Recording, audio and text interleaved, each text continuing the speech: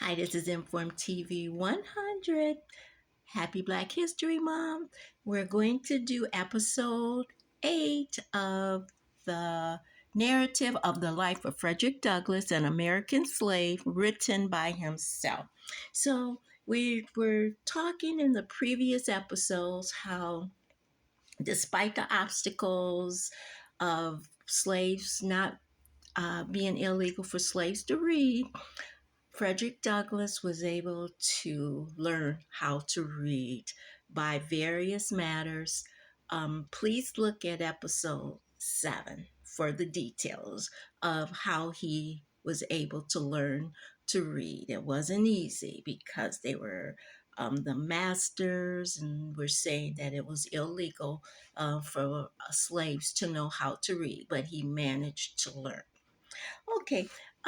Frederick Douglass had gotten sent back to the old terrible plantation, that which was really terrible, because they considered him to be the property. The plantation owner had passed away and left the plantation to be divided up with his children. To make a long story short, Frederick Douglass was assigned to the sister rather than the mean brother, the abusive brother. So he got a chance to return back to Baltimore. They still would not allow him to learn how to read, but it was a better place than the previous abusive plantation. And this is where we left off. Soon after my return to Baltimore, Lucretia Aud died. Soon after her death, Master Andrew also died. Of all the slaves who had belonged to Captain Anthony and then to his children, not a single one was freed. I remained the property of Thomas Aud, Lucretia's widower. At this time, the shameful treatment of my grandmother deepened my hatred of slavery and slaveholders. From youth to old age, she had served Captain Anthony faithfully, having populated his plantation with slaves. She had been a primary source of his wealth. She had rocked him in infancy, cared for him in his childhood, served him throughout his life, and at his death wiped the sweat from his brow and closed his eyes. Yet both Captain Anthony and his children had left her a slave for life. She saw strangers divide up her children, grandchildren, and great grandchildren like so many sheep.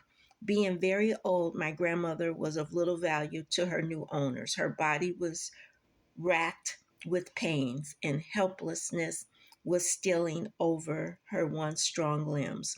So her owners built a little hut in the woods and left her there to care for herself in utter loneliness. In effect, they turned her out to die. And my poor if my poor grandmother still is alive, she lives only to remember and mourn the loss of her children, grandchildren, and great grandchildren. Her home is cold and empty. Instead of her family's voice, she hears the doves moan by day and the owls scream at night. Now, when the most needs her children's tenderness, affection, this devoted mother of 12 is alone before a cold fireplace.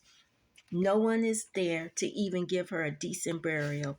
About 2 years after his wife, Lucretia died, Thomas Aud married Rowena Hamilton. Soon after the marriage, Thomas Aud argued with his brother Hugh to punish his brother. Thomas Aud took me to live at his house in St. Michael's. I was not sorry to leave Hugh and Sophia Aud. They had greatly changed. Brandy's influence on him and slavery's influence on her had disastrously affected their characters. However, I was sorry to leave the little Baltimore boys who had given me many good lessons. I also regretted that I had not tried to run away. The chances of success are 10 times greater from the city than from the country. So I sailed from Baltimore for St. Michael's. During the trip, I paid special attention to the route that steamboats took to Philadelphia. When they reached North Point, they went up the bay in a northeastern direction instead of going south. This was important information. My determination to run away had been revived. As soon as I had a good chance, I will try to escape. Chapter 9. I have now reached the point of my life when I can give dates. I left Baltimore and went to live with Master Thomas Aud in St. Michael's in March 1832. It was now more than 7 years since I had lived with him on Colonel Lloyd's plantation. Of course, by now we were almost complete strangers to each other. I knew nothing about his temper or character, nor he of mine. In a very short time, however, we were well acquainted. I grew to know his wife as well as himself. They were a well matched pair, being equally cruel. Now, for the first time in more than 7 years, I experienced hunger. It had to be hard enough to bear when I was a child, but it was 10 times worse now after living in Hugh All's house, where I had always had enough good food to eat. Even among slave owners, it is considered wrong not to give a slave enough to eat. The rule is no matter how plain the food, at least there is enough of it. Thomas Auld did not give us enough even of the poorest food. There were four of us slaves in the kitchen: my sister Eliza, my aunt Priscilla, Henry, and myself, and we were given less than half a bushel of cornmeal a week and very little else. It was not enough to survive upon. We therefore were forced to live at the expense of our neighbors. This we did by begging and stealing, whatever was more handy. Many times we were nearly dead with hunger when food lay spoiling in the storehouse. And yet, every morning, Thomas and Rowena all would kneel and pray that God would bless them more abundantly. Bad as all slaveholders are, most have at least one good quality. Thomas Auld was the exception. I do not know of one kind or generous act that he ever performed. He was not born a slaveholder. He had been a poor man, captain only of one small ship. He came into possession of his slaves through marriage, and of all men, nearly made slaveholders were the worst. He was he was cruel but cowardly. He commanded without firmness. In enforcing his rules, he was sometimes rigid and sometimes lazy. Sometimes he spoke to his slaves with the fury of a demon. At other times, he might have been mistaken for a traveler who had lost his way. He did no work himself. The luxury of having slaves was something new, and he was unprepared for it. We seldom called him master. Instead, we called him Captain Aud. When we called him anything at all, our lack of respect for him must have puzzled him greatly. He wanted us to call him master, but lacked the dignity that would have caused us to do so. His wife tried to insist upon us calling him by that name, but with no effect.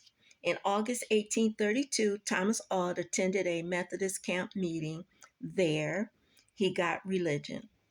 I briefly hoped that his conversation would lead him to free his slaves, or at least make him more kind and humane. I was disappointed on both scores. If it had any effect on his character, it made him more cruel and hateful than ever. Before his conversion, he relied upon his own cruelty, but after it, he found religious grounds to support his behavior. He made a great show of being a pious man. His house was the house of prayer, and he prayed morning, noon, and night. He soon became well known among his neighbors as a powerful man of God. His house was the preacher's favorite. They used to take great pleasure in visiting him. For a while, he starved us. He stuffed themselves. We often had 3 or 4 preachers staying there at one time. While I lived with my master in St. Michael's, there was a young white man, a Mr. Wilson, who offered to start a Sunday school for the instruction of slaves who might wish to learn to read the New Testament. We met only 3 times when white neighbors of Thomas Auld burst in upon us with sticks and other weapons, drove us off, and forbade us to meet again, and so ended our little Sunday school in the godly town of St. Michael's. Thomas Auld found excuses for his cruelty in religion. As an example, I will tell you that I have seen him tie up a lame young woman, Henny,